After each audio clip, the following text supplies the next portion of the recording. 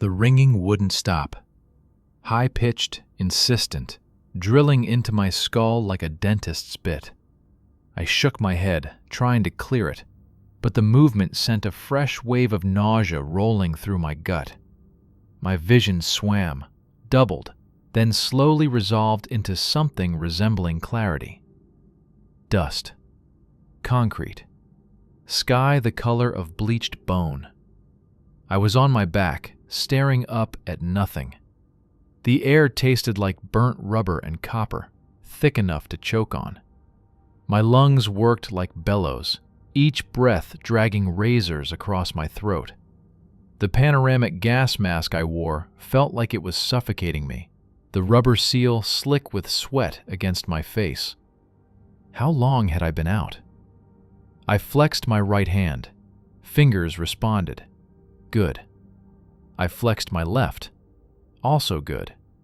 Wiggled my toes inside my boots. Everything seemed to be attached. The checklist ran automatically. Muscle memory from 1,000 drills. Check your weapon. Check your gear. Check your buddy. My buddy. The thought cut through the fog like a flare. I rolled onto my side, groaning as my ribs protested, and the world tilted sickeningly. Through the lenses of my respirator, I could see the rooftop stretching out before me, a wasteland of shattered concrete and twisted rebar. 3 stories below, in the street, our Humvee was a burning skeleton, black smoke pouring into the sky like a funeral pyre. We'd been up here, providing overwatch. How the hell did the vehicle get hit down there while we... Then I saw him. "Maloy!" My voice came out as a croak, barely audible over the crackling flames below. I crawled toward him, knees scraping across broken glass and grit. Each movement sent jolts of pain through my body, but I barely registered it. He was sprawled near the edge of the roof, one leg twisted at an angle that made my stomach clench. "Maloy, talk to me!" He groaned. Relief flooded through me, sharp and clean. Alive. He was alive. I reached him and immediately went for the primary survey. ABC. Airway, breathing, circulation. His respirator was cracked but intact, breath fogging the inside. Airway clear. Breathing labored but steady. Then I saw the blood. Christ, so much blood. It pooled beneath his left leg, spreading across the dusty concrete in a dark, glistening stain. I grabbed for my medical pouch, fingers fumbling with the Velcro closure. The wound was high on his thigh, just below the hip. Femoral artery. The words appeared in my mind with clinical precision, followed immediately by the prognosis. He's got minutes, not hours. A tourniquet was already cinched tight around his leg. He must have done it himself before passing out. The cat tourniquet was properly placed, windlass twisted and secured. The bright arterial spurting had stopped, but venous bleeding continued, dark blood seeping from the wound with each heartbeat. Either the artery was only partially severed, or there were multiple bleeders. "Stay with me, brother," I muttered, checking the tourniquet placement. It was as high as it could go. I packed the wound with gauze from my kit, stuffing it deep into the torn flesh, applying pressure even as Maloy groaned and tried to twist away. "Skif." His voice was weak, muffled by the respirator. "Skif. Can't feel my leg." "That's the idea," I said, trying to keep my voice steady. "Tourniquet's doing its job. You're gonna be fine." The lie tasted bitter on my tongue. I keyed my radio with crimson-stained fingers. Any station, this is Anvil 2-2. We are troops in contact. Urgent medevac required. Grid follows." Static. Nothing but the hiss and crackle of dead air. I tried again, switching frequencies. "Anvil main, Anvil 2-2. Request immediate CASEVAC. 1 urgent surgical. How copy? Still nothing. The explosion must have taken out our long-range comms, or maybe the repeater was down. Either way, we were on our own. I looked down at Maloy. His eyes were closed, face pale behind the smudged lenses. Too pale. I checked his pulse at the neck, rapid and thready, like a bird's heart fluttering against my fingers. Not today, I said quietly. Not on my watch. I forced myself to stand, swaying slightly as the rooftop tilted beneath me. My rifle was still slung across my chest, an M4 carbine with an ACOG optic, dust-covered but intact. I did a quick press check. Round in the chamber. I dropped the magazine, checked the weight. Maybe 20 rounds left. My fingers found the mag pouches on my plate carrier. 3 full magazines, 1 partial. Call it 110 rounds total. Not great, not terrible. The smell hit me then. Burning rubber, scorched metal, and underneath it all, the sweet, sick stench of cooking meat. I didn't let myself look at the burning Humvee again. Didn't let myself think about whoever had been inside when it went up. Whatever had happened to the rest of our patrol, there was nothing I could do for them now. Focus on what you can control. I moved to the edge of the roof and took a knee, bringing the rifle up to scan the street below. The optics reticle settled on a narrow alley 3 stories down. Empty. I panned right, covering the market square we'd been overwatching. Also empty. Too empty. Where is everyone? The city had gone quiet. No traffic. No civilians. Even the usual background noise, generators, music, the general chaos of urban life had died away. It was the kind of silence that made the hairs on the back of your neck stand up. The kind of silence that meant people knew to get inside and lock their doors. Movement caught my eye. A figure darted from one doorway to another, moving fast and low. Then another, and another. They were coming from different directions, converging on our position like wolves closing in on wounded prey. I counted 6, 8, a dozen. More appearing every second, flowing through the streets below like ants from a disturbed nest. Some carried AK-47s. Others had RPG tubes slung across their backs. One had a PKM machine gun, the long barrel unmistakable even at this distance. "Contact," I whispered to no one. "We've got contact." They hadn't started shooting yet. They were still setting up, getting into position. That gave me maybe 5 minutes, maybe less. I crawled back to Maloy and grabbed his rifle. An M4 identical to mine, except for the M203 grenade launcher mounted under the barrel. I checked the tube. Empty. Damn. I searched his vest and found 2 40mm high-explosive rounds in a pouch on his left side. I loaded one into the launcher, pocketed the other. Then I stripped his spare 5.56mm magazines, 4 of them, all full. The extra weight settled into my kit with familiar comfort. I also took his fragmentation grenades. 4 M67s clipped to his vest, plus the 2 I already had. 6 total. Then I started moving. The rooftop access was a metal door set into a concrete housing. It was closed but not locked. I'd left it that way when we first came up here, a lifetime ago. Now I wedged a piece of rebar through the handle and bent it into place. Not much, but it might buy me a few seconds. I scanned the roof for anything useful. Broken furniture, empty water bottles, a rusted length of chain, and there, a coil of thin wire, maybe fishing line, half buried under debris. Perfect. I worked quickly, fingers moving with practiced efficiency despite the tremor in my hands. Took one of the M67 grenades from my vest, fragmentation grenade, the old reliable baseball. Tied the wire to the pin, ran the wire across the top step of the stairwell, just below knee height, and secured it to the railing with a slip knot.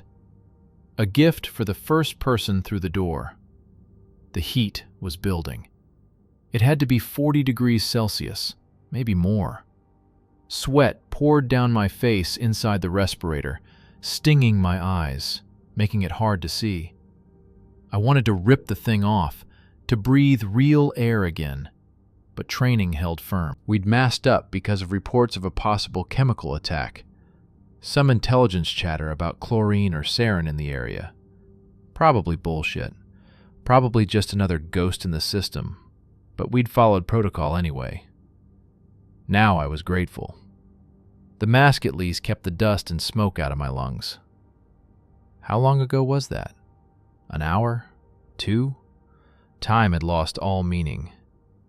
I moved back to Maloy and knelt beside him. His breathing had grown more shallow, rapid. Shock was setting in. I grabbed a pressure bandage from my kit and wrapped it around the existing tourniquet, adding another layer of security. Then I took off my camelback and squeezed a stream of water onto his lips. "Drink," I said. "Come on, brother, just a sip." His eyes fluttered open. Behind the scratched lenses, I could see them struggling to focus. "Skif." The word was barely a whisper. "How bad?"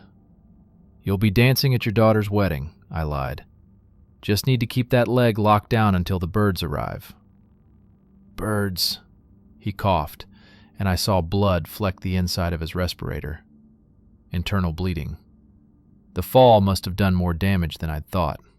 Broken ribs, maybe. Punctured lung. "Birds coming?" "Any minute now," I said. "Just hold on." Below us, I heard the first shout in Arabic. Harsh, commanding. Orders being given. The enemy was getting organized, working up the courage to assault our position. I checked my watch. The luminous hand showed 1647 hours. Sunset would be in maybe 3 hours. If we could hold until dark, we might have a chance. If. The mathematical part of my brain, the part that stayed cold even when everything else was burning, started running the numbers. 12 hostiles minimum, probably more. Unknown weapons, unknown training level. 1 fighting position, limited cover, no reinforcements. Approximately 190 rounds of 5.56 millimeter ammunition. 1 40 millimeter HE round loaded, 1 spare. 6 fragmentation grenades. 1 badly wounded man who needed immediate surgical intervention. The odds weren't good. I pulled Maloy's pistol from its holster, a Beretta M9 standard issue. Press-checked it. Full magazine, 15 rounds, 1 in the chamber. I stuffed it into my belt, then did a quick inventory of everything else I had left. 6 M67 frags, 1 smoke grenade, 200 feet of paracord, a knife, a trauma kit already half empty, and the M203 with 2 rounds, and 1 unbreakable promise. I wasn't leaving him. The sound of boots on concrete echoed up from the stairwell. Slow, cautious. They were probing, testing, seeing if we were still alive up here, if we were still a threat. I moved to a position behind the rooftop access housing, rifle up, covering the door. Waiting. The heat pressed down like a physical weight. My tongue felt like leather in my mouth, thick and swollen. I could taste salt, dust, the metallic tang of fear adrenaline mixing with the rubber smell of the respirator. My heart hammered against my ribs, each beat loud enough to hear inside my own skull. The footsteps stopped. Silence stretched out, broken only by the crackle of flames from the burning Humvee 3 stories below, and Maloy's ragged, wet breathing behind me. Then, so quiet I almost missed it, the metallic click of a weapon being readied. My finger found the trigger. Slack out. First pressure. Waiting for the shot. The door exploded inward with a crash of splintering wood and shrieking metal. The door didn't just open. It detonated. The concussive blast of the breaching charge rattled my teeth, sent concrete dust billowing across the rooftop in a choking cloud. But whoever set that charge had made a critical mistake. They'd blown the door inward, toward the stairwell, which meant the bulk of the explosion went down instead of out. I stayed low, letting the dust settle, ears screaming with tinnitus from the blast. Through the haze, I could see the mangled door hanging off its hinges. The rebar I'd wedged through the handle twisted into useless scrap. No movement yet. They were waiting, listening. Smart. I shifted my position, moving silently to the left, putting the concrete housing between me and the entrance. The wire I'd strung across the stairwell was still there. I could just make out the thin line in the swirling dust. The grenade hung beneath it like a patient spider. Come on, just a little closer. Seconds crawled by. Sweat dripped into my eyes behind the mask's lenses. Burned. I blinked it away, kept my breathing steady. Slow in through the nose, out through the mouth. The respirator's filters made a soft hissing sound with each breath, barely audible over the pounding of my heart. A shadow moved in the doorway, low, cautious. Then another. The wire sang, a single pure note, almost musical. The grenade detonated with a flat crack that slapped the air from my lungs. The stairwell became a kill box, shrapnel ricocheting off concrete walls in a screaming metal storm. Someone shrieked, high and thin, the sound cutting off abruptly as chunks of the doorframe collapsed inward. I didn't wait. Up and moving, rifle coming to my shoulder as I flowed around the corner. The panoramic mask restricted my peripheral vision, forced me to turn my whole head to clear corners. 2 bodies on the stairs, one still twitching. A third man further down, clutching his face, blood pouring between his fingers. I put 2 round center mass into the one still moving. He jerked and went still. The wounded man looked up at me, eyes wide with shock and pain behind a black balaclava. Young, maybe 20. His mouth worked soundlessly, trying to form words, trying to beg. I put a round through his forehead. Clean, quick. We had no way to take prisoners, no way to secure him, and I couldn't leave a threat at our backs. No time for guilt, either. I grabbed the AK lying next to the first body, a folding stock model, well-maintained, probably Chinese or Romanian, and slung it across my back. Extra weapon, extra insurance. In this situation, redundancy meant survival. I pulled 2 spare magazines from the dead man's chest rig and stuffed them into my cargo pockets. 75 rounds of 7.62 39mm. That gave me more options. Then I was moving, back to the rooftop, back to Maloy. He hadn't moved. His chest still rose and fell, but the breathing was shallower now, faster. The 1,000-yard stare had set in, eyes looking at something beyond the sky, beyond this place. "Stay with me," I said, checking his pulse once more. Weaker, thready, running out of time. "Medevac's coming, just hold on." The lie came easier the second time. I left him in the shade of a low wall and moved to the roof's edge, scanning the streets below. The explosion had stirred up the hornet's nest. Fighters were pouring out of buildings now, 24 at least, maybe more. Some were scrambling toward our building.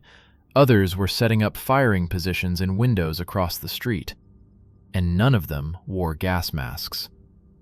The realization hit me like cold water. There was no chemical threat, never had been. Intel had been wrong, or outdated, or just another ghost in the system. We'd been sweating inside these masks for nothing. I reached up and tore the respirator off my face. The sudden rush of air, hot, dust-filled, stinking of smoke and cordite, felt like heaven. I could breathe. I could see clearly. The ACOG's eye relief was suddenly perfect. My field of view expanded. Should have done this 10 minutes ago. A Toyota Hilux with a PKM machine gun mounted in the bed, came screaming around the corner, kicking up dust. The gunner swung the weapon toward our position, and I dropped back just as the first burst chewed into the concrete parapet. Chunks of cement exploded into powder, showering down on me. The technical made a slow circle, the gunner hosing down our rooftop with long, undisciplined bursts. Amateurs. They were burning through ammunition, trying to suppress rather than kill. But give them time, and they'd zero in, find the range, turn this rooftop into a meat grinder. I needed to change the equation. I low-crawled to a different position, the rough concrete scraping my elbows raw through the fabric of my uniform. The technical was making another pass, the driver clearly visible through the windshield. Young guy, one hand on the wheel, the other holding a radio to his ear. I settled the ACOG's reticle on the windshield, led him slightly for the vehicle's movement, and squeezed. The M4 punched into my shoulder. The windshield spiderwebbed. The driver's head snapped back. The Hilux swerved violently, mounted the curb, and slammed into a concrete barrier with a crunch of folding metal. The gunner went flying, tumbling over the cab to land in a broken heap on the pavement. One threat down. But the gunfire had given away my position. Rounds started snapping overhead, supersonic cracks splitting the air like whips. I rolled left, putting the low wall between me and the incoming fire. Chips of concrete stung my face, drew blood. I needed to fortify this position, make it harder for them to rush us, buy time. Working fast, I dragged the heaviest pieces of construction debris toward the stairwell entrance. Lengths of rebar, broken concrete blocks, rusted sheets of corrugated metal. A barricade. Not much, but better than nothing. Every few seconds I paused to scan for threats, then went back to building. The heat was brutal. 40 degrees easy, radiating up from concrete and down from the sun, cooking me from both sides. My uniform was soaked through with sweat, the fabric chafing against raw skin. But at least I could breathe now. At least my vision was clear. A new sound cut through the chaos, the distinctive whoosh, bang of an RPG launch. I threw myself flat as the rocket-propelled grenade screamed overhead, missing the rooftop by meters. It detonated somewhere beyond our building, the explosion echoing through the streets. They were getting frustrated, impatient. Good. Impatient men made mistakes. I scrambled back to Maloy and pressed 2 fingers against his neck, feeling for the carotid pulse. Still there. Barely.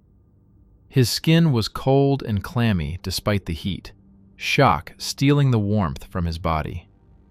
I grabbed the emergency blanket from my kit, a thin sheet of metallized plastic, and wrapped it around him. "Maloy," I said, loud enough to cut through the fog in his brain. "You hear me? I need you to stay awake." His eyelids fluttered. "Cold," he mumbled. "Why am I so cold?" "Shock," I said. "Your body's shutting down non-essential systems, but you're gonna be fine. Medevac's inbound. 5 mics out." Another lie. But what else could I say? I returned to the barricade, checking sight lines, calculating angles. The building we were on was 4 stories tall, one of the higher structures in this neighborhood. That gave us an advantage: elevation, fields of fire. But it also made us visible, a target. In the street below, I could see them organizing. A group of fighters had congregated in an alley 2 buildings over, pointing and gesturing, planning their next move. One of them had a radio, probably coordinating with other cells in the area. This wasn't some random mob. This was organized, trained. I picked up a chunk of broken concrete and weighed it in my hand, thinking. Then I grabbed my last smoke grenade, an M18, bright orange, and hurled it over the edge. It clattered onto the street below and started billowing thick smoke, obscuring their view of our position.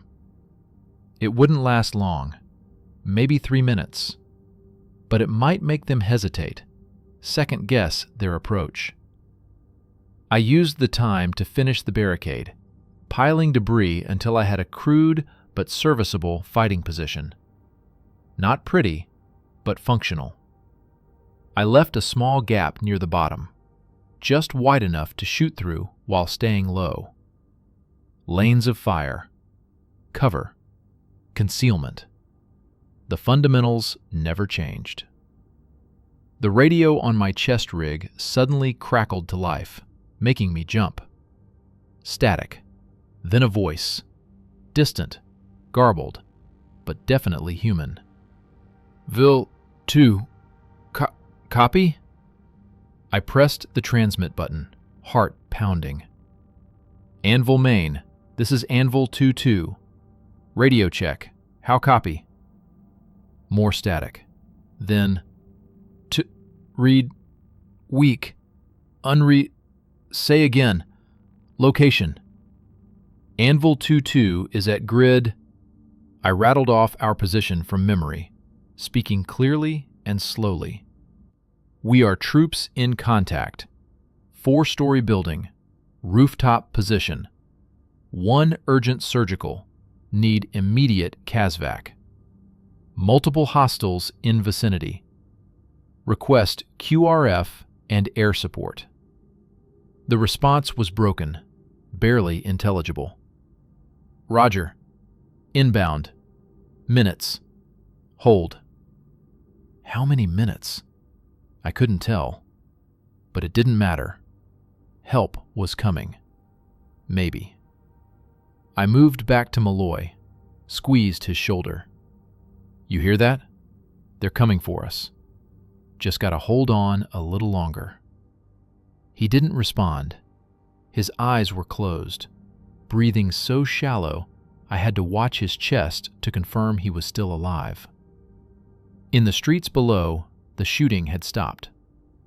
The eerie silence was back, pressing down like a held breath. I scanned the area, looking for movement, for any sign of what they were planning. There, in a second-story window across the square, a flash of movement, someone setting up a heavy weapon. I brought my rifle up, found the window in my optic. A man was mounting an RPG tube on the windowsill, taking his time, making sure of his aim. I exhaled slowly, let my heartbeat settle. The reticle drifted onto his center mass. Squeeze. The shot broke clean. The man jerked backward and disappeared from view. Immediately, a storm of return fire erupted from a dozen positions. AK rounds snapped overhead, thudded into the barricade, whined off into the distance. I pressed myself flat, making myself small, as the air above me turned into a highway of lead. They were probing, testing, trying to gauge how many of us were up here, how much fight we had left. I waited for a lull in the fire, then popped up and sent 3 quick rounds into a window where I'd seen muzzle flash. Didn't wait to see if I hit anything. Backed down, shifted 3 meters left, popped up from a different angle. 2 more rounds into a doorway. Keep moving. Never stay in one place. Make them think there were more of us. The sun had started its slow descent toward the horizon, the light turning golden and thick. Long shadows stretched across the rooftop like grasping fingers. In a few hours, it would be dark. The darkness might help us. Harder for them to coordinate an assault. Harder to aim. Or it might doom us. Either way, we had to survive until then. I took a long pull from my camelback, the water warm and tasting of plastic. My hands were shaking now, fine tremors that I couldn't quite control.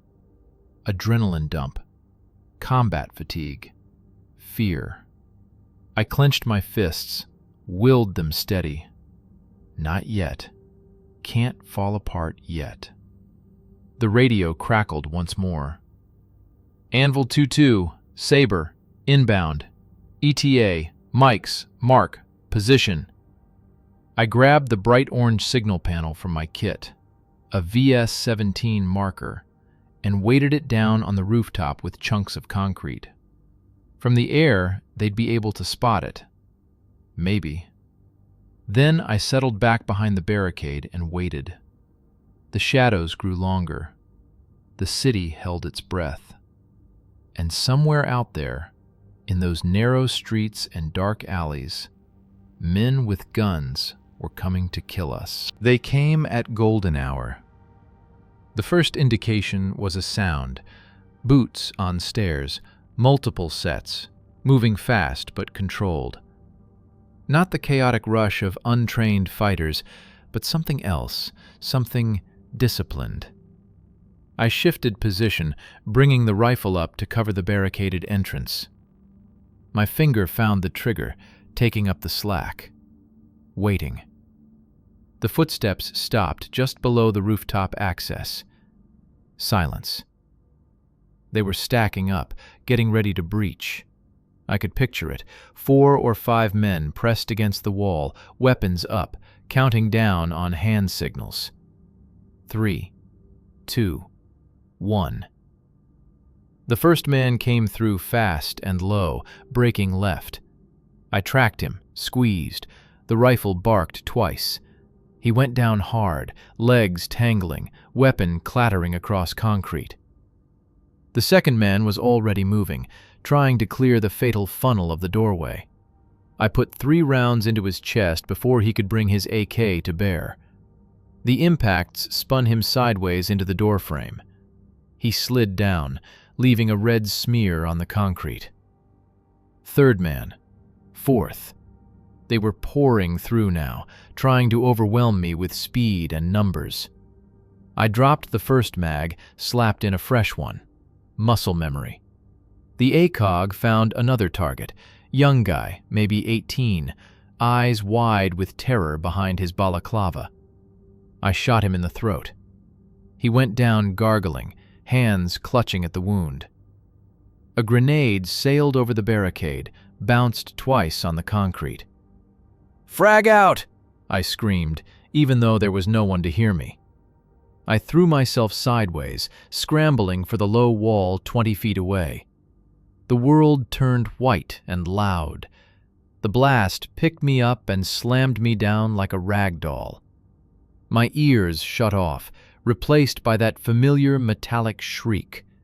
Blood in my mouth. Couldn't tell if it was mine or just from biting my tongue. "Get up. Move. They're coming." I rolled onto my stomach, tried to push up. My left arm gave out, wouldn't take weight. Something wrong there. Didn't matter. I switched hands, got my knees under me. A shadow fell across me. I looked up. A fighter stood 5 feet away, AK-47 pointed at my face. Big guy, shoulders like a linebacker, eyes cold and flat above his beard. We stared at each other for a half-second that stretched into eternity. His finger tightened on the trigger. I swept my leg out, caught his ankle, yanked. He went down on his back, weapon flying. I lunged, grabbed my rifle from where it had fallen. He was faster, rolling, reaching for the knife on his belt. The knife came up in a vicious arc. I blocked with the rifle, felt the blade score across the polymer handguard. He grabbed for the barrel, trying to wrestle it away. Strong. Jesus, he was strong. I drove my forehead into his face. Hard. I felt his nose crunch beneath the impact, cartilage collapsing. He roared, blood pouring down his face, but didn't let go. We rolled across the rooftop, grappling, each trying to gain position. His hand found my throat. Squeezed. The world started to gray at the edges. I let go of the rifle with my right hand, reached down, found the Beretta in my belt, drew it, jammed the barrel under his ribs, pulled the trigger 3 times. The pressure on my throat released. He slumped on top of me, dead weight. I shoved him off, gasping, my lungs burning. No time to recover. More shadows in the doorway. I brought the pistol up and started shooting. Short, controlled pairs. Center mass, headshots, whatever presented itself. The Beretta bucked in my hand, spent brass arcing through the air in slow motion. A man went down. Another. A third took cover behind the barricade I'd built, started returning fire. The slide locked back. Empty. I dropped the mag, but my belt was empty. The M9 had come with just 1 magazine, and I'd burned through all 15 rounds. No reloads. The fighter behind the barricade saw me fumbling, stood up to take advantage. I threw the empty pistol at his face. He ducked. I grabbed a chunk of concrete and lunged forward, bringing it down on his head with all the strength I had left. Bone crunched. He dropped. I snatched up his AK and put 2 rounds through the doorway to discourage anyone else from coming through. Then I scrambled back to where Maloy lay. He was still breathing. Somehow, through all the chaos, the grenades and gunfire, he was still breathing. The orange signal panel I'd laid out was shredded, torn apart by shrapnel. Blood spattered across it in abstract patterns. Not his blood. At least, I didn't think so. My left arm was screaming now, pain breaking through the adrenaline. I glanced down and saw a jagged piece of shrapnel jutting from my forearm, right through the meat below the elbow. Blood ran down to my wrist, dripped off my fingers. I grabbed the metal shard and yanked it out. Mistake. The blood flow increased, pumping in rhythm with my heartbeat. I pulled a field dressing from my kit with my teeth and wrapped it around the wound, pulling it tight with one hand and my teeth. Not pretty, but it would have to do. The shooting had stopped again. I did a quick scan of the rooftop. 4 bodies near the entrance. 2 more scattered between there and my position. All still. All leaking. How many rounds did I have left? I checked the AK's magazine. Maybe 15 rounds. I patted down the nearest corpse, found 2 more mags. Better. The radio crackled. Anvil 2-2, Saber 4-1, we are 5 mics from your position. Pop smoke. I grabbed the handset. Saber 4-1, Anvil 2-2, orange smoke is shredded. Break. We are still in heavy contact. Rooftop is hot. I say again, rooftop is hot. Copy all. We see your building. Stand by for gun run. Gun run? That meant attack helicopters. Apache or maybe Cobra. Either way, 30mm cannons and Hellfire missiles. I moved to the edge of the roof and scanned the street below. The fighters were regrouping, pulling back from our building, taking cover in doorways and behind vehicles. They'd heard the helicopters too, knew what was coming. Then I heard it, the distant thump, thump, thump of rotor blades, getting louder by the second. The sound of salvation or damnation, depending on which side of the gun you were on. Two black shapes appeared over the rooftops to the east, flying low and fast. Apaches. The most beautiful thing I'd ever seen.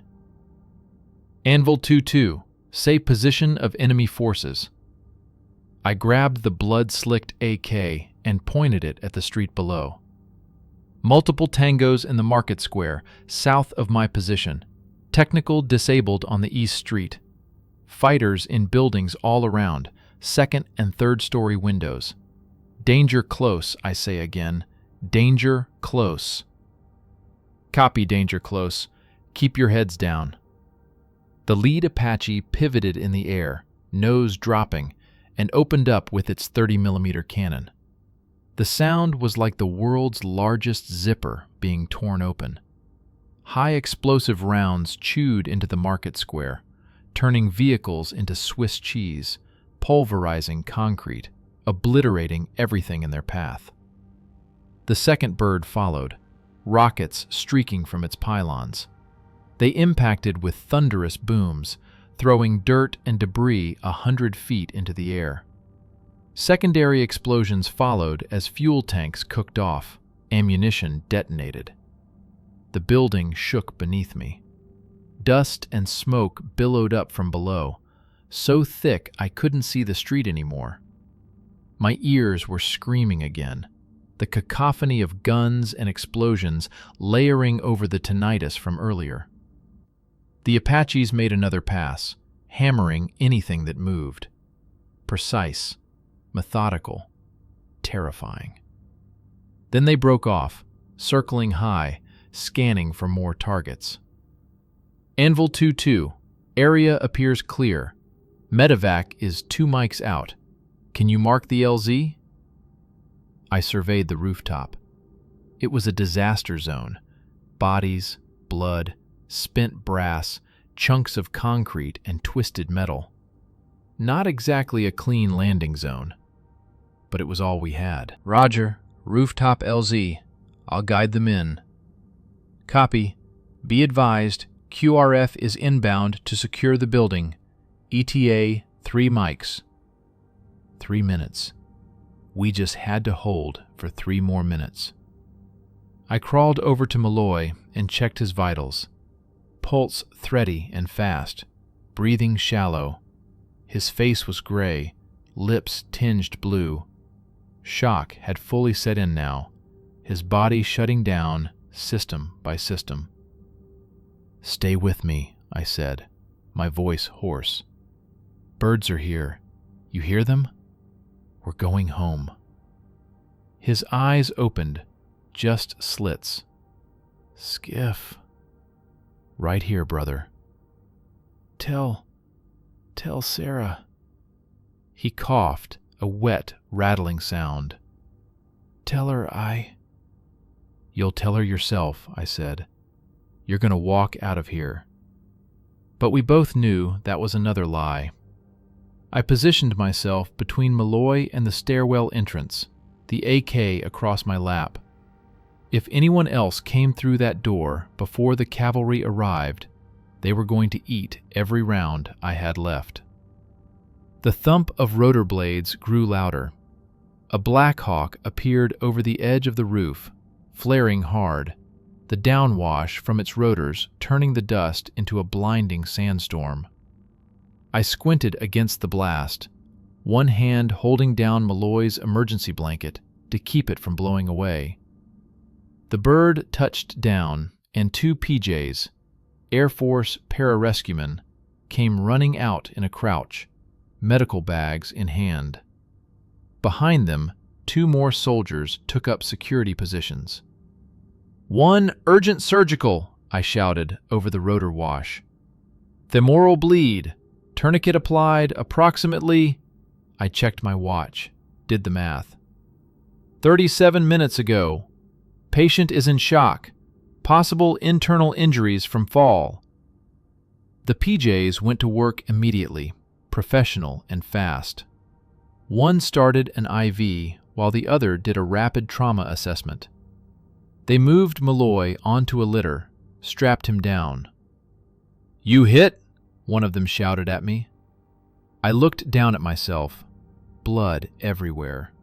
My left forearm wrapped in a soaked field dressing, a dozen minor lacerations from flying concrete, bruises forming where the grenade blast had thrown me. "Ambulatory," I said. "I can walk." "Like hell you can. Get on the bird." I started to argue, then realized I didn't have the energy.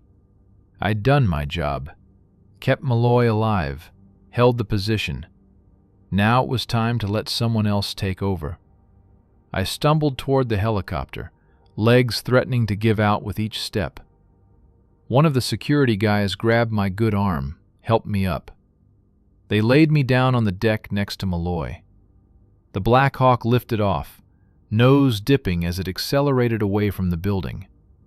Through the open door, I could see the city falling away below us. The smoke-shrouded market square, the burning vehicles, the bodies scattered like broken dolls. I closed my eyes.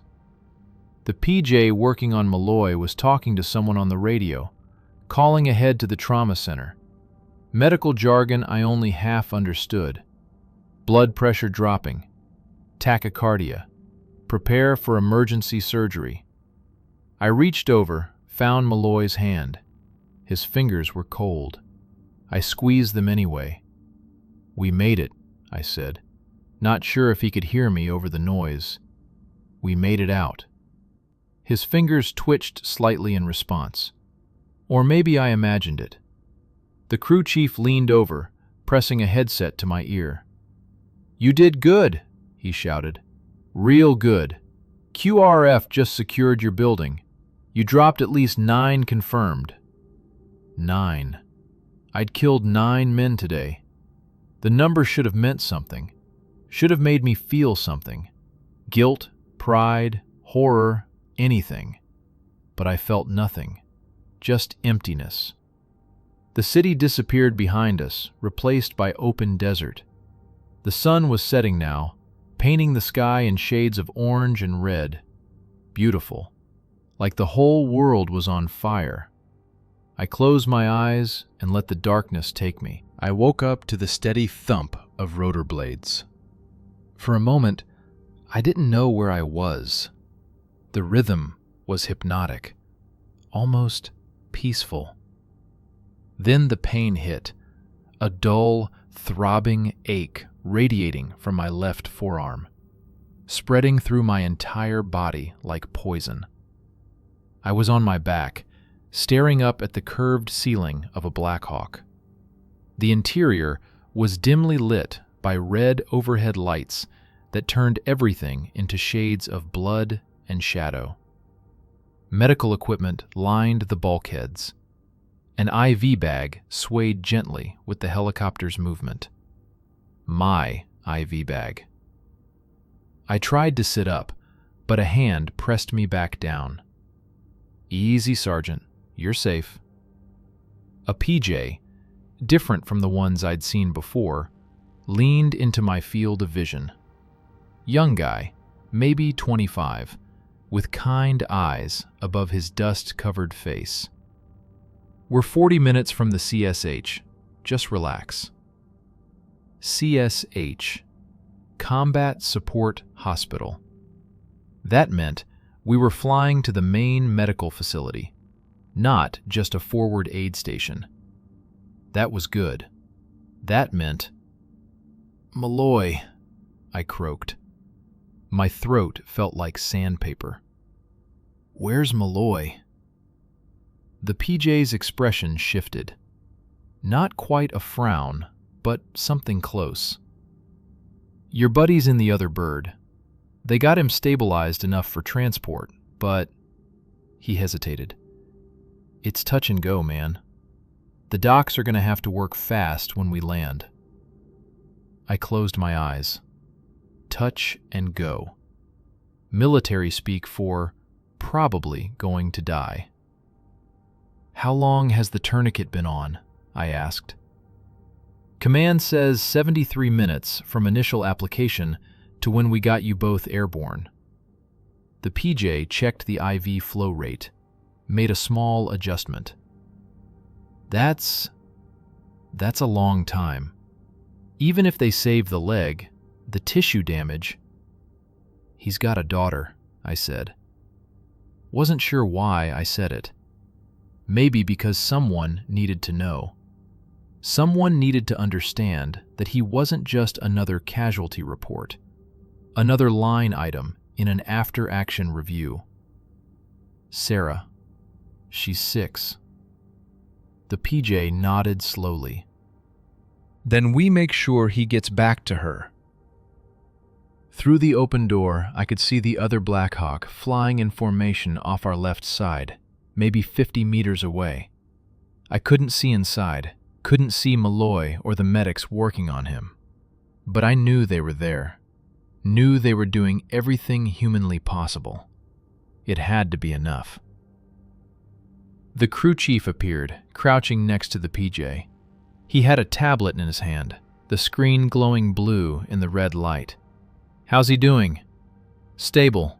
Laceration to the left forearm, multiple contusions, possible concussion.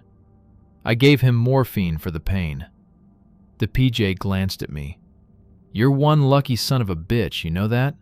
That shrapnel missed the radial artery by maybe 2 millimeters. Lucky. Right. I thought about the rooftop, the bodies, the blood. 9 confirmed kills, the crew chief had said. 9 men who would never go home.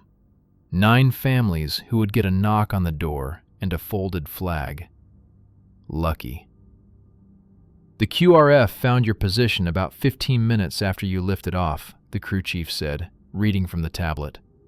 They're still clearing the building, but initial count shows 11 enemy KIA in and around your location. You and your buddy held off an entire cell by yourselves. 11, not 9. I'd lost count somewhere in the chaos. Did they... I had to stop. Swallow. My mouth was too dry. The PJ held a water bottle to my lips, let me take a small sip. Did they find anyone else? From our patrol? The crew chief's expression went carefully neutral. Vehicle crew didn't make it. The Humvee took a direct hit from an EFP, explosively formed penetrator, probably Iranian-made. They wouldn't have felt anything. Wouldn't have felt anything. Another comforting lie we told ourselves. I knew the crew. Patterson, the driver.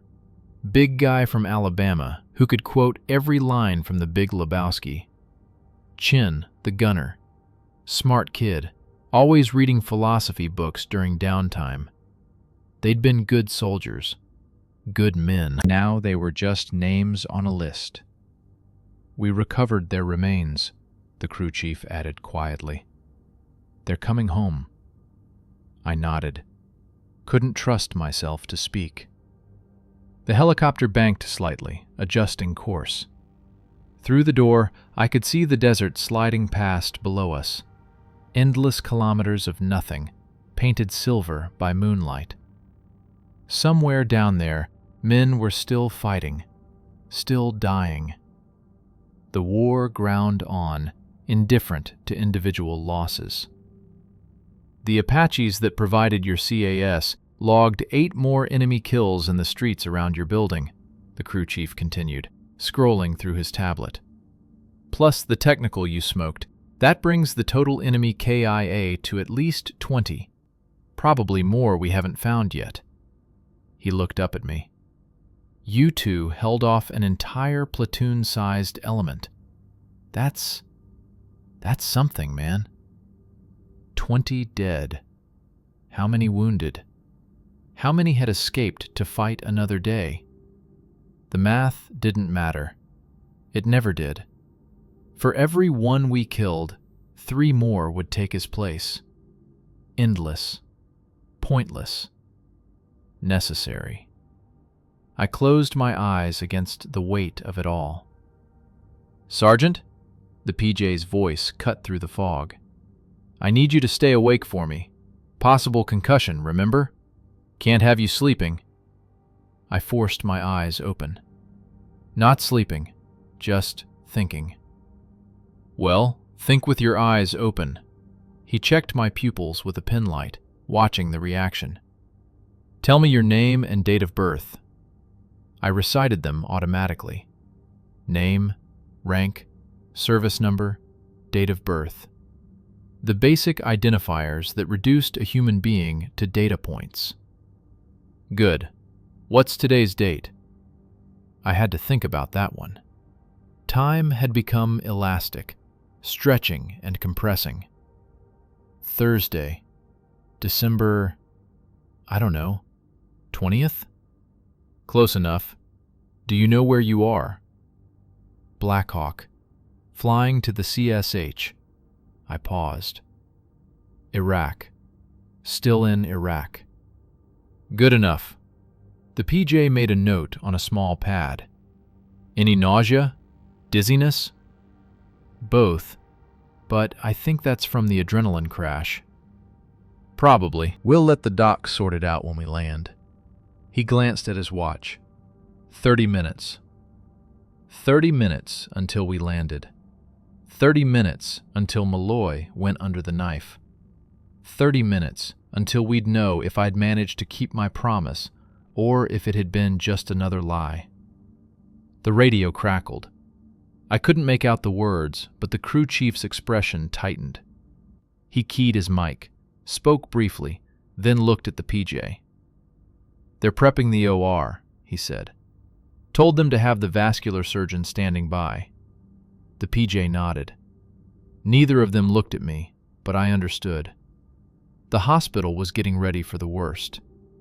I watched the other Black Hawk through the door, willing it to stay airborne, willing Maloy to hold on just a little longer. The bird flew steady and true, rotors beating against the night air. Inside, unseen, the medics were performing their own kind of combat, fighting against time, against shock, against the fundamental fragility of the human body. "He's strong," I said, not sure if I was talking to the PJ or to myself. "He'll make it." The PJ didn't answer, didn't need to. We both knew that strength only mattered up to a point. After that, it was luck. And medicine. And whether God or fate or random chance decided you'd lived long enough. The minutes crawled by. I counted rotations of the rotor blades, watched the ground slowly change from desert to scattered buildings to the organized chaos of the FOB perimeter. Guard towers, concrete barriers, rows of vehicles and tents, and the controlled madness of a forward operating base at night. The hospital was a cluster of modular buildings ringed by sandbags and HESCO barriers. Floodlights turned the landing pad into an island of harsh white light in the darkness. I could see figures waiting, doctors, nurses, medics with gurneys. We flared hard, settling onto the pad with a gentle bump. Before the skids had fully touched down, the side door was sliding open and people were rushing in. "Urgent surgical inbound on the other bird," someone shouted. "Get a gurney over there, now!" The PJ who'd been tending to me stepped back as 2 hospital corpsmen took over, transferring me to a wheeled stretcher with practiced efficiency. I tried to sit up, to see what was happening with Maloy's helicopter, but they pushed me back down. "Sir, you need to stay flat until the doctor clears you." "My buddy is being taken care of. Let us take care of you." They wheeled me across the pad, through a door into the harsh fluorescent brightness of the hospital interior. The smell hit me immediately. Antiseptic, blood, sweat, all mixed together in that uniquely medical stench that meant pain and healing in equal measure. Voices echoed off tile walls. Equipment beeped and hummed. Somewhere, someone was screaming. Somewhere else, someone was praying in Arabic. The sounds of war filtered through the machinery of modern medicine. They wheeled me into a treatment bay and transferred me to an examination table. A doctor appeared, an older woman with gray hair pulled back in a tight bun and eyes that had seen too much. "Sergeant?" She glanced at my name tape. "Sergeant Mitchell. I'm Major Peterson. Let's see what we're dealing with here." She unwrapped the blood-soaked dressing on my forearm with gentle, efficient movements. I looked away, focused on the ceiling tiles, counted them, 24 across, 32 down, 768 tiles total. "Deep laceration, foreign object removed in the field," Major Peterson narrated for a nurse who was taking notes. "No signs of arterial damage, some muscle involvement. We'll need x-rays to check for bone fragments." "The other guy," I said. "Staff Sergeant Maloy, is he?" "They took him straight to the OR," she said, not looking up from my arm. "Colonel Brenner is the best vascular surgeon in theater. If anyone can say them, it's Brenner." If. That word again. She irrigated the wound, probed gently. I gritted my teeth against the pain. "You're going to need stitches, quite a few of them, and you'll be on antibiotics for at least 2 weeks. But you'll keep the arm." Small victories. "Can you tell me what happened out there?" she asked, beginning to prepare the suturing kit. I told her. The patrol, the explosion, the rooftop, the hours of holding position while Maloy bled and enemies massed below, the firefight, the medevac. I talked while she worked, her needle moving in and out of my flesh with mechanical precision, pulling the edges of the wound together. She didn't interrupt, didn't comment, just listened and stitched. When I finished, she tied off the final suture and bandaged the arm. 42 stitches, she said. "You're going to have a hell of a scar." "Add it to the collection." She almost smiled at that.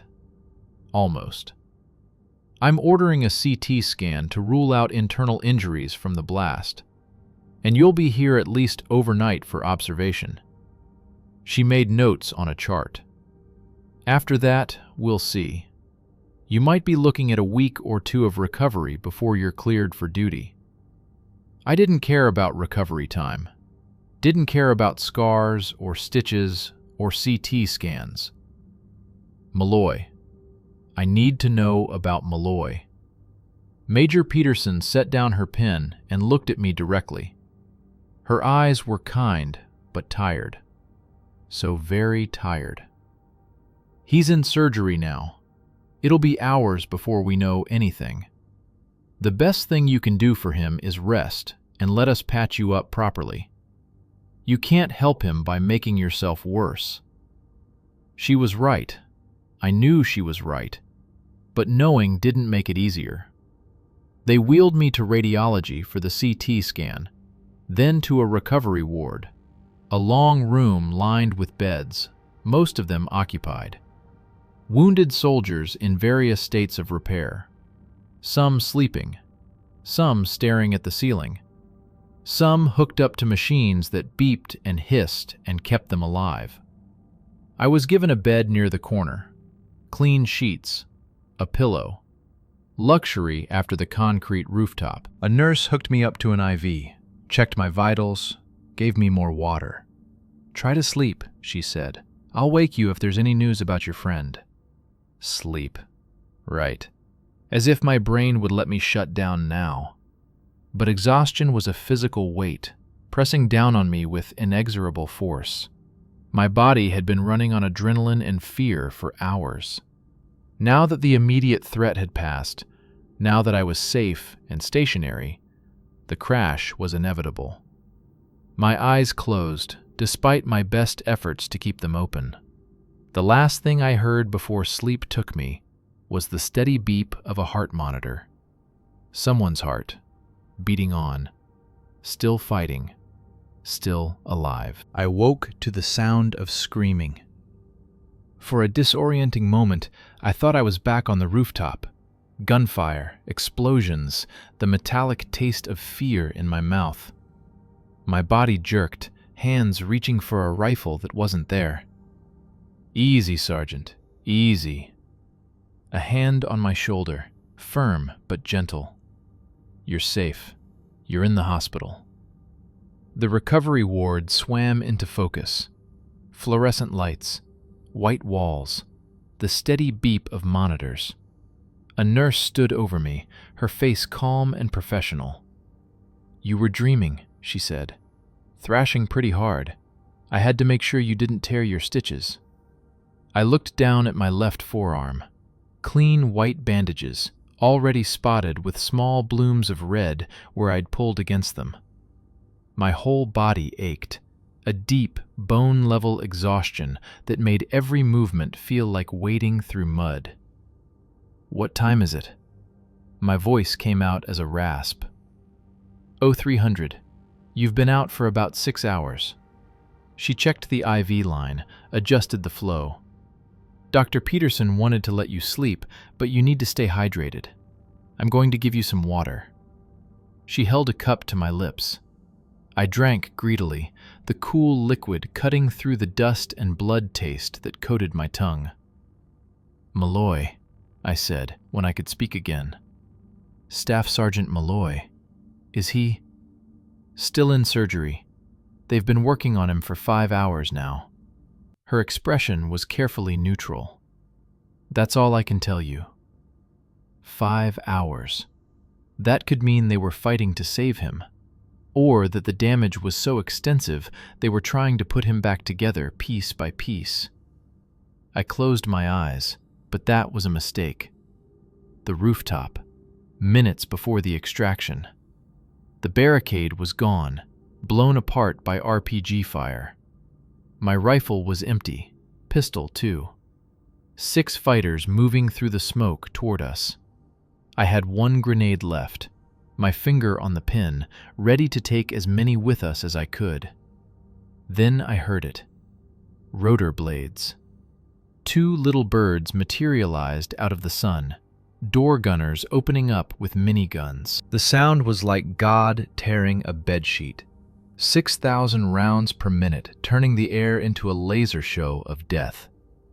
The fighters on the rooftop never had a chance. Rockets followed. Hydra 70s streaking from the birds' pods, collapsing the buildings where heavy weapons had been set up. The technical that had been flanking us disintegrated in a fireball. Voodoo 1-3, targets neutralized. The extraction Black Hawk flared over the roof edge. PJs rushed out, went straight to Maloy. "Severe hemorrhagic shock, pulse 140, thready. We need to move now." They had him on a litter in 30 seconds. One of them grabbed me. "You're hit. Get on the bird." The city fell away below us. Through the open door, I watched it all shrink into the distance. The smoke, the bodies, the rooftop where we'd almost died. The PJ working on Maloy was calling ahead. "Massive blood loss. Tourniquet time 73 minutes. Prepare for emergency surgery." 73 minutes. That's how long Maloy had been dying while I fought to keep us both alive. The hospital. Now. My eyes snapped open. The nurse was still there, watching me with that practiced expression that said she'd seen this before. Soldiers waking up from nightmares. Soldiers reliving the moments that broke them. "You were talking in your sleep," she said quietly. Kept saying, "Hold on," over and over. I didn't respond. Couldn't trust my voice. She adjusted the blanket over me, checked the IV one more time. "Try to get some more rest. The doctor will be by in a few hours to check on you." Rest. Right. as if my brain would let me shut down without replaying every moment of that rooftop. Every shot fired, every body that fell, every second that Maloy slipped closer to death while I fought to keep us both alive. I stared at the ceiling, counting the tiles again. 768. A useless number, a meaningless distraction. Somewhere in this building, in an operating room I couldn't see, surgeons were fighting their own battle. Scalpels instead of rifles, sutures instead of tourniquets, trying to repair what violence had torn apart. The minutes crawled by. Heartbeats, breaths, the soft beeps of the monitor beside my bed. Anything to avoid thinking about the alternative, about what it would mean if they came out of that OR and told me they'd lost him. That 73 minutes had been too long. That all my efforts, all the blood and violence and desperate fighting, had been for nothing. A door opened somewhere down the ward.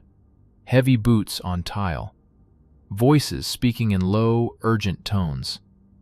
I turned my head, trying to see, but the angle was wrong. The sounds faded, moving away. Not for me. Not yet. I closed my eyes again, but this time I forced myself to stay present. To feel the hospital bed beneath me, the IV needle in my arm, the dull throb of pain from my stitched forearm. Real. Immediate. Here. Not back on that rooftop. Not in that helicopter. Not watching Maloy's life leak out onto the concrete while I ran through magazines and made promises I might not be able to keep. Here. Now. Alive. The question was, would he be? The clock on the wall showed 3:47, surgery hour 6. I stared at the second hand, watching it sweep around. Each rotation another minute. Another 60 seconds of not knowing. Another 60 seconds of holding on. I woke up in stages. First, awareness of pain. Dull, throbbing, distant but insistent. Then sound. The steady beep of a heart monitor. Quiet voices. The hum of air conditioning. Finally, light. Too bright, making me squint. Easy, a voice said. Female, professional. You're in recovery. You're safe. Recovery. The word took a moment to process. I tried to sit up, but gentle hands pressed me back down. Your friend is in surgery, the nurse continued, reading my mind. Has been for the last 7 hours. That's all I can tell you right now. 7 hours.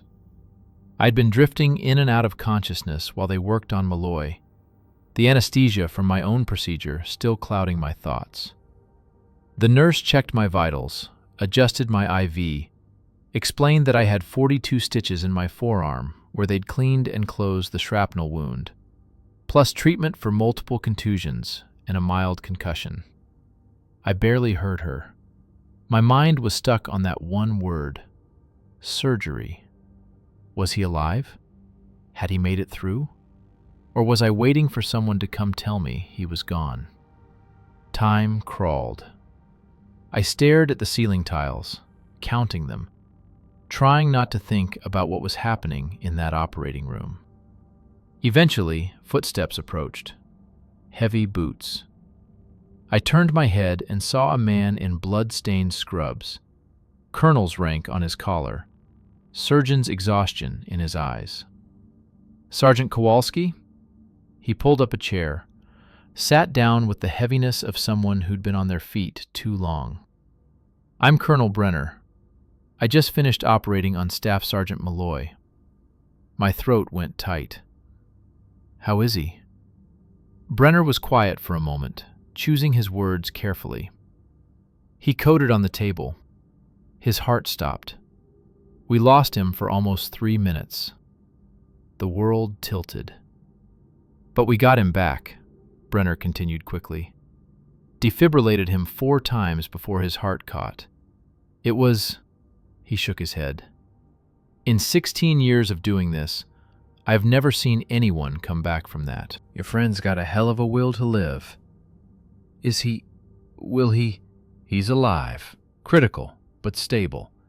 We had to amputate his left leg below the knee, the damage from the tourniquet being on for 73 minutes, combined with the initial trauma, was too extensive to save it.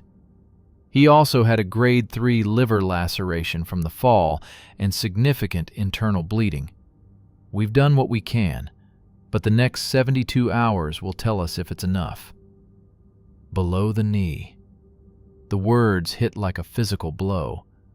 Maloy would never walk the same way again, never run, never chase his daughter around the backyard without a prosthetic. Can I see him? I asked. Brenner hesitated. He's in the ICU, sedated, intubated. It's not... He sighed. Give it a day. Let him stabilize. Then you can see him. After Brenner left, I lay there in the silence, staring at nothing. He was alive. That should have been enough. That should have brought relief. But all I could think about was everything he'd lost. They discharged me 2 days later with orders to rest and a bottle of painkillers I wouldn't take. I went straight to the ICU. Maloy was in a bed surrounded by machines, ventilator hissing, monitors beeping, IV lines running into both arms. His face was pale, almost translucent against the white sheets. The blanket was flat where his left leg should have been. I pulled up a chair and sat down. For a long time, I just watched him breathe, in and out, mechanical, steady, alive. On the 3rd day, they extubated him, took the breathing tube out and let him try on his own. I was there when his eyes opened. Skif. The word came out as a rasp, throat raw from the tube. I grabbed the water cup from his bedside, held the straw to his lips. He took a sip, grimaced. How long? He asked. 3 days since surgery. You coded on the table. Brenner brought you back. He processed that, then looked down at the blanket, at the flat space where his leg used to be. Ah, he said quietly. So that's gone. Yeah. We sat in silence for a while. The machines counted out the seconds. They told me what you did, Maloy said finally. On the roof, holding off 20 guys with a handful of rounds and some grenades. Just did my job. Bullshit. He turned to look at me, and despite everything, there was fire in his eyes. You could have left me, saved yourself, but you didn't. I wasn't leaving you. I know. He closed his eyes, and when he spoke again, his voice was softer. I remember bits of it. The sound of your voice telling me to hold on. You dragging me behind cover. And I remember thinking, this is it. This is where it ends. And I was okay with that, you know? Because I wasn't alone. My throat felt tight. I couldn't find words. You gave me a chance, Maloy continued. In a situation where there shouldn't have been any chance at all, you gave me one. And I'm sitting here, without a leg, yeah, but I'm sitting here. My daughter's gonna have a father. My wife's gonna have a husband. That's on you. I didn't save your leg. No. But you saved my life. And I'll take that trade any day of the week. 2 weeks later, they medevaced both of us to Landstuhl Regional Medical Center in Germany for additional treatment and recovery. Maloy needed physical therapy, wound care, fitting for a prosthetic. I needed follow-up surgery to remove some deep-seated shrapnel fragments and repair nerve damage in my arm.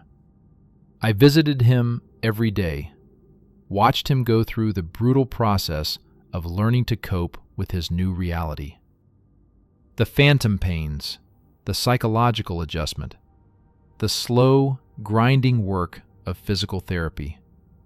But he never complained, never asked, why me? Never seemed to regret that rooftop.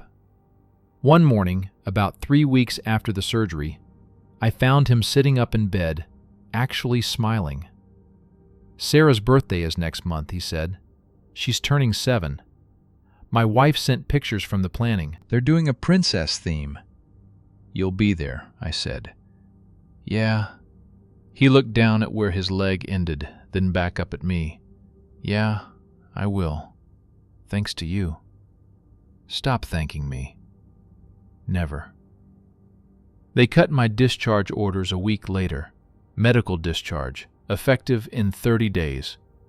The nerve damage in my arm meant I'd likely never pass the physical requirements again. I should have felt something about that. Relief, anger, loss. But I just felt tired. On my last day in Germany, I went to say goodbye to Maloy.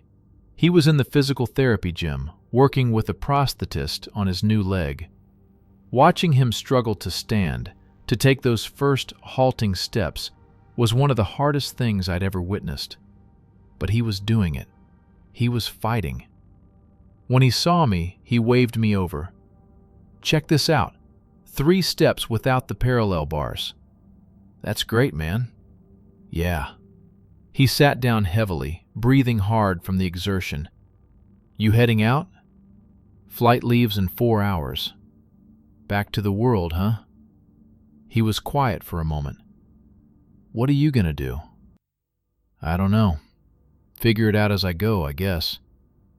You saved my life, Skif. You know that, right? Whatever happens next, whatever you do with your life, you need to know that.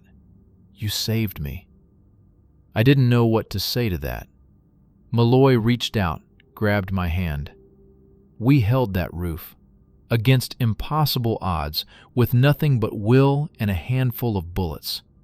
We held it, and we both walked away. You didn't walk away. You were carried. Semantics, he grinned. Point is, we made it. Both of us. That's the win. I squeezed his hand, then let go. Take care of yourself, brother. You too. And Skif? He waited until I looked at him. Don't carry this alone. What happened on that rooftop, it's not just your burden to bear. It's ours. Mine too. We were both there. We both survived. Don't forget that. I nodded, unable to speak. Then I turned and walked away, leaving him there in that gym, taking his first steps toward a new life. 3 years later, the parking lot of the VA hospital was mostly empty at midnight. Just a few cars belonging to night shift staff and the occasional veteran who couldn't sleep in their own bed anymore. I'd been visiting Maloy. He was doing well, walking confidently on his prosthetic now, working at a hardware store, building a quiet life with his family. His daughter was 9 years old now, gap-toothed smile just like in those pictures from before. He'd made it home, really home, not just physically, but mentally. He'd processed it, worked through it, come out the other side. I was still working on that last part. I lit a cigarette and took a long drag, watching the smoke curl into the darkness. Familiar, poisonous, necessary. Sometimes I could still hear it. The boots on stairs, the crack of gunfire, Maloy's ragged breathing, the little bird's miniguns tearing the world apart. Most nights, actually. But it was getting better, slowly. The nightmares were less frequent. The hypervigilance was fading. I'd started teaching high school history and found I was good at it. Helping kids understand the past, learn from it. Maybe that was the point. Not to forget, but to carry it forward, to let it mean something. 9 men dead by my hand. maybe more from the air support and the QRF. Maloy alive, but forever changed. Me out here in a parking lot, 3 years later, still trying to make sense of it all. Was it worth it? I thought about Maloy's daughter, about the birthday parties he'd get to attend, the graduations, the weddings, all the moments he'd have that he almost didn't.